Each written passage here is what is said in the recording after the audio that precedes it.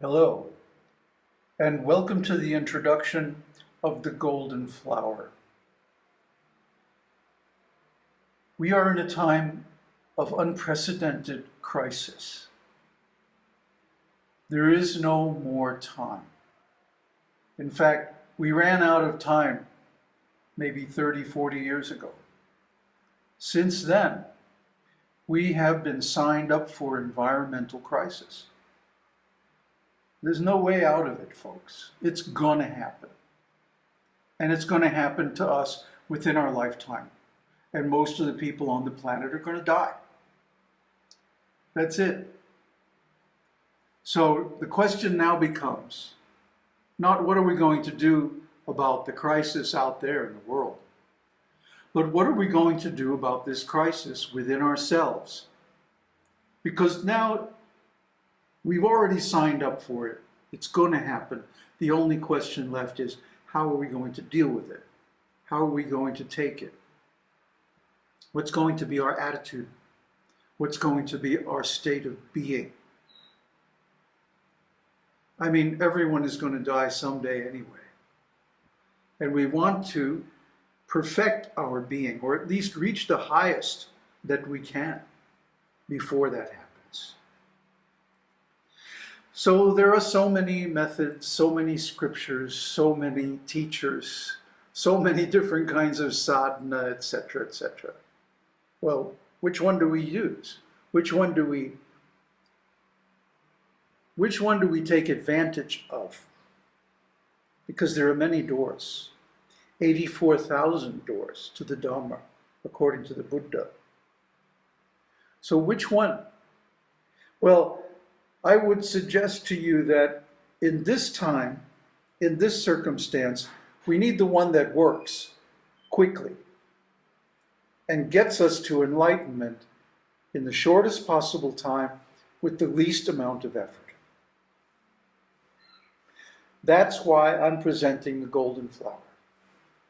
The Golden Flower is a very old method. And the interesting thing is, it doesn't belong to any one school. No religion, Taoism, Buddhism, Hinduism, Christianity, Muslim, takes claim to it. No organized school exists. It's completely esoteric. Yet, it's the most powerful and efficient method I know. In fact, I attained first stage enlightenment, first path as it's called in Buddhism, through this very method, under the direction of Osho. That's why this series is dedicated to him, that he helped me more than anybody to actually attain practical enlightenment. So if you don't care about organizational boundaries or ecclesiastical designations, if you don't care about a position in some spiritual organization, and you just want to get enlightenment, this is the method for you. So why do we pick this one? Well, the traditional methods are too slow. They work. Of course they work. Especially if you're in touch with a realized teacher. They work just fine. But they're too slow. They're too complex. Our conditioning goes against it. We need something that's easy, dead simple, and fast. That's the Golden Flower. So, the secret of the Golden Flower is amazing because it promises and delivers enlightenment in less than 100 days. There's just one catch. You have to be 100% into it. You have to invest 100% of your time and energy for those 100 days. But what have you been doing so far? Playing around with this method, playing around with that method, going to this teacher and some other teacher. So the question is, When are we going to get sick and tired of playing around, being a dilettante, trying this and trying that, and really buckle down with one method until we make it? That's the big question. Don't we want enlightenment now? Do we want to put it off again and miss this whole life and have to come back again? And who knows what kind of situation we're going to have to come back to.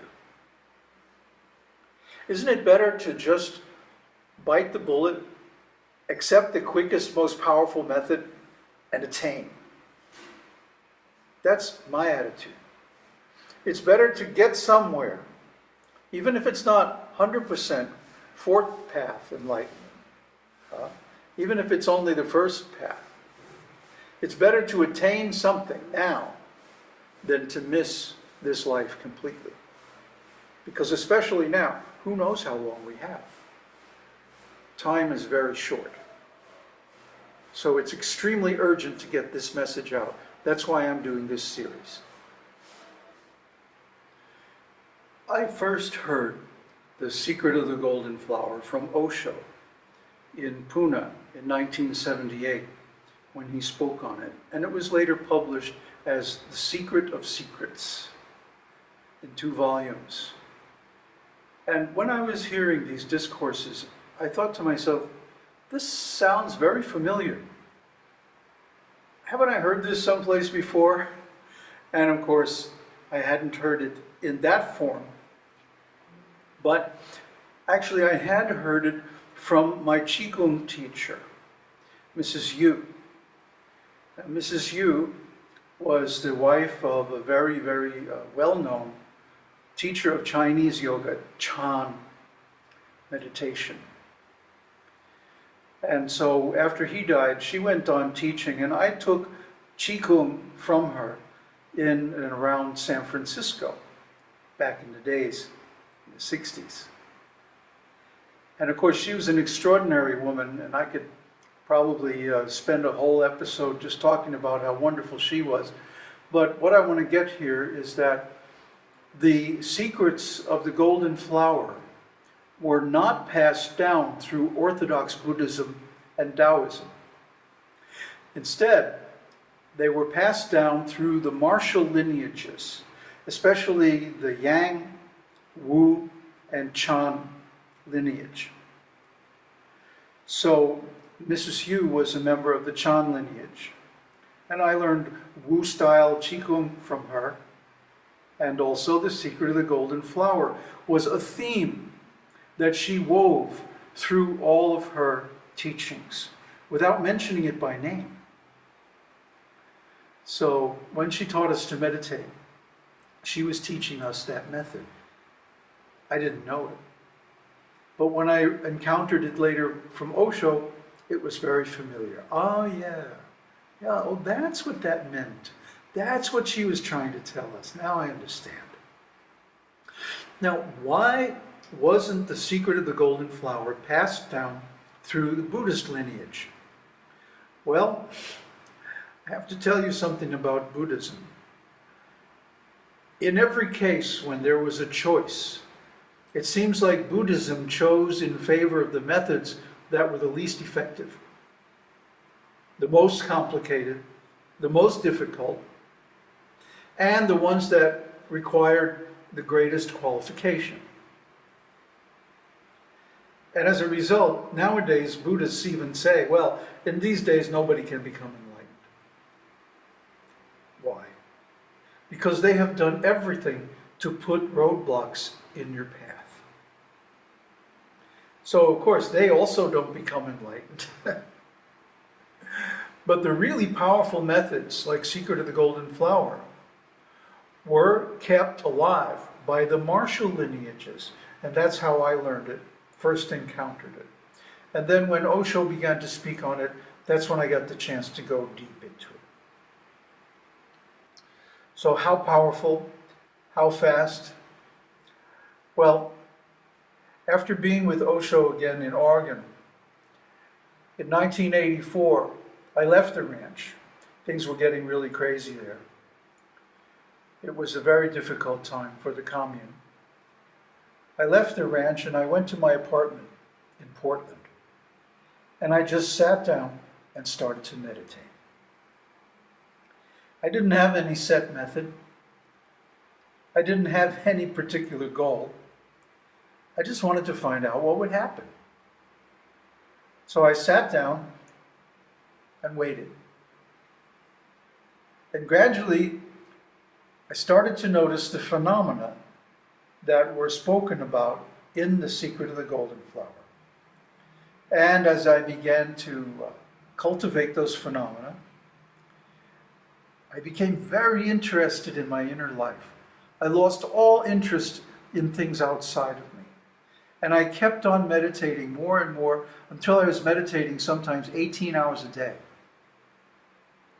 I mean, I was young and strong then, so I could do it physically. But more than that, it was the interest that sustained me.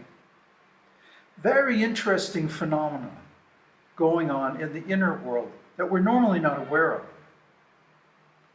And the secret of the golden flower is the backward flowing method, reversing the flow of the energy in the chakras. What does that mean?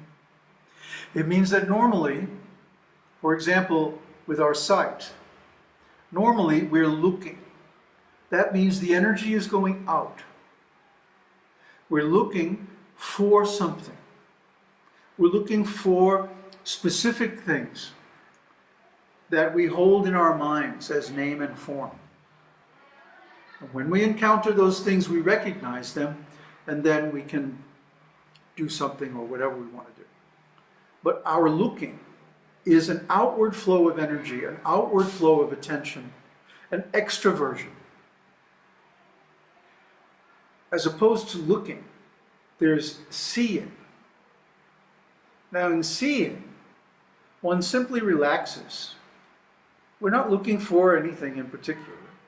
In fact, we're not looking at all. Simply relaxing, and whatever visual stimuli come to us, well, that's fine. That's what we see. But we see without looking. We receive the visual energy, the light images, but we don't go seeking them. See? It's an inward flow. This is reversing the energy. And you can reverse the energy of all the senses, not just sight, but also hearing, taste, smell, touch, and the mind. They can be reversed. And when those flows reverse, we go from acting karmically in the world, which brings a result of more karma and rebirth, going round and round on the wheel of birth and death. And we get off of that wheel, and we simply begin to be consciously, with no particular goal, no particular purpose. And this is very pleasant, very enjoyable. Oh, and by the way, it also leads to enlightenment. So this is a one-step process. The one-step process is turn around. That's it. If you can turn around the energy flow everywhere, in every sense, in every chakra, you can attain enlightenment in a very short time. So that's what this series is going to be about. We're going to use the original text, the original English text, translated by Evans Wentz and commented on by Carl Jung. Now, there is another one, a newer version, a newer edition by Thomas Cleary. However, I took a look at it before doing this series because I thought, a new edition, maybe it's a better translation. He claims it's more complete, more accurate. But it's also unproven. I personally haven't worked with this edition, and I certainly didn't attain any enlightenment through it, and nobody that I know has either. So I'm going to stick with the good old Evans Wentz edition because Osho used it. And when you go back and you look at the Osho versions, I don't want to cause any confusion by using a different version of the text. So we're going to use the good old Evans-Wentz version, even though there may be some problems with it. There were always problems when you translate something like this from one language, from one culture into another. So, in any case, the text is not sacred. It's not carved in stone, as it were. It's just a framework. It's just a set of terminology to help us talk about something that can't actually be described at all. We're talking about the inner life. We're talking about enlightenment. We're talking about what's beyond manifestation, beyond being and non-being, beyond birth and death. But this cannot be spoken of in words. It's an experience. Try to think of something you've done, like take a midnight swim in the ocean, or eating a beautiful meal full of all kinds of exotic flavors, or making love, or meditation. These experiences are real, but they cannot be described. You can say, oh yeah, I went down to the ocean on a full moon night and went skinny dipping. But does that really describe it? No, it can't. It's impossible. We don't have the words, huh? Those feelings, those sensations, there are no words. So similarly, enlightenment can't be described. But we can create a language that allows us to talk about the method, that allows us to approach the experience. That's the thing that really matters. So even though my words are basically nonsense, all words are basically nonsense, it seems to make sense when we're talking about objects. But when we're talking about deep experiences, it doesn't make sense at all. For example, I just said that enlightenment by the golden flower method is a one-step process. Yet one of the first things it says in the texts is don't try to go right to the end, but go through all the stages in order. Then you'll get it. So which one is true? That it's a one-step process or that it's a step-by-step process? Which one is right? Well, the key here is that we don't take the text too seriously. Okay? We take the text as a framework, a conceptual grid, and then we can hang our words on that grid and see what the relationships are between them. That helps us navigate. It's like a map, that's all. A map of the territory.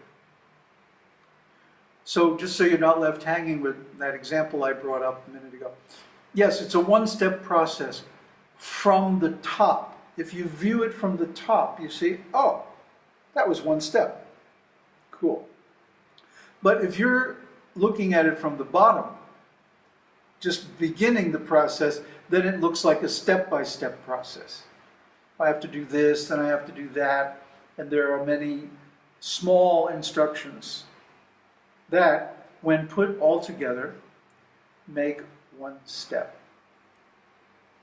And when you finally get it, and you take that step, you get the result. It happens in a moment. And in the next moment, you know, I got it. There is tremendous certainty. There is complete knowingness. That's the thing about enlightenment. You know, a lot of people criticize me because I'm not an orthodox Buddhist or Taoist or anything.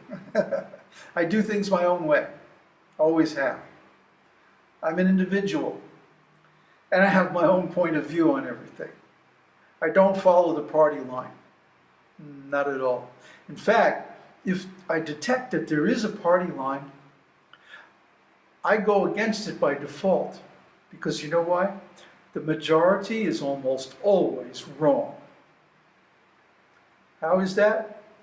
Well, let's just talk about IQ for a minute. IQ is a bell-shaped curve. You have the very low IQ people on one end, the very high IQ people on the other end, and the average IQ 100 people in the middle. So it's a bell-shaped curve. It goes up, peaks, and then goes down. So most of the people are in that bell, that peak around the average 100 IQ. The really smart people are relatively few, just like the really dumb people are relatively few. Most of the average people cannot understand enlightenment. Why? They have been programmed against it. So to overcome that programming requires a certain amount of native intelligence. Either that or a lot of help and support.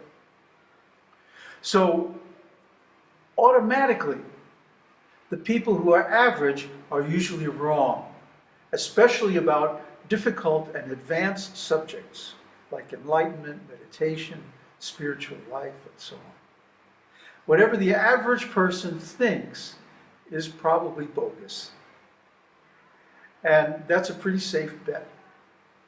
So when I see people's attitudes and opinions about spiritual life, about life in general, or about me, I don't take it serious. I can't. Because I know I've had the experience. And I have complete certainty that the method works.